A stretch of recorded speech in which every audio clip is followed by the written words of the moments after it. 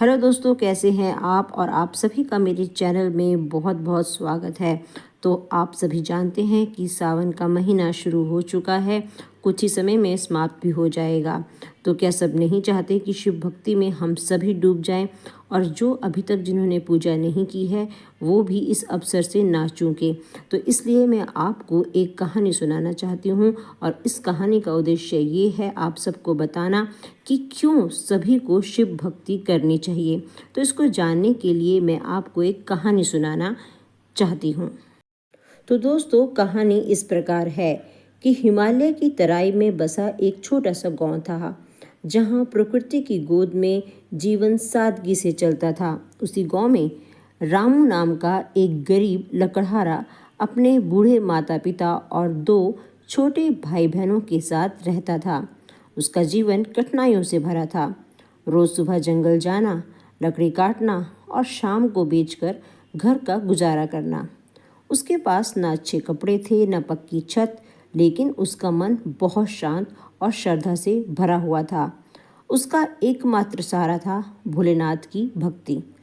हर सुबह वह उठकर सबसे पहले अपने आंगन में बने मिट्टी के शिवलिंग पर गंगा जल चढ़ाता, दीप जलाता और कहता, हे भोले, हिम्मत मत छीनना, बाकी जो दोगे वो स्वीकार है। गांव के लोग उसका मजाक उड़ाते थे, कहते, भोले बाबा ने तुझे क्या दिया, तू तो वही गरीब का गरीब है।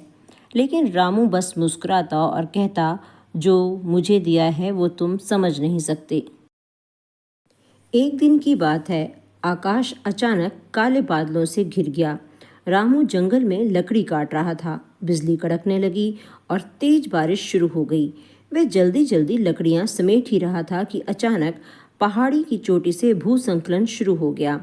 भारी पत्थर और मिट्टी नीचे गिरने लगी। वह भयभीत हो गया। एक तरफ तेज नदी, दूसरी तरफ गिरते पत्थर। उसके पास भागने का कोई रास्ता नहीं था।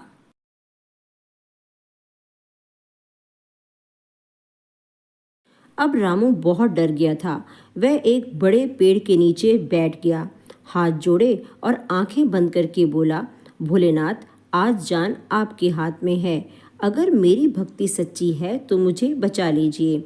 जैसे ही उसने आंखें खोली, सामने एक वृद्ध साधु खड़े थे। लंबी जटाएं, माथे पर भस्म, गले में रुद्राक्ष। उनकी आंखों में अजीब सी शांति थी। वे बोले, चल बालक, इस ओर आ जा। रामू कुछ समझ नहीं पाया, लेकिन उनके पीछे चल पड़ा। वे उसे पास की एक छोटी सी गुफा में ले गए और कहा, यहाँ बैठ जा, कुछ देर में तू सब समझ जाएगा। कुछ ही पलों में भूस्खलन ने पूरा वह इलाका तबाह कर दिया। जहाँ रामू खड़ा था वह स्तंभ रह गया। बाहर सब मिट्टी में दब चुके थे, परंतु वह सुरक्षित था। उसने मुड़कर साधु को धन्यवाद कहना चाहा, लेकिन वे वहां नहीं थे। रामू अब समझ चुका था कि यह कोई साधारण साधु नहीं है, वे स्वयं भोलेनाथ थे। जब वह वापस गांव में आया तो सब उसको जीवित देखकर हैरान रह गए। उसने इस घटना के बारे में गांव के लोगों को बताया। अब वह हर किसी से यही कहता था कि जब सब रास्ते बंद होने लगें तब शिव का नाम लो, वो रास्ता तो खोलेंगे ही, साथ में आपको गोद में भी उठा लेंगे।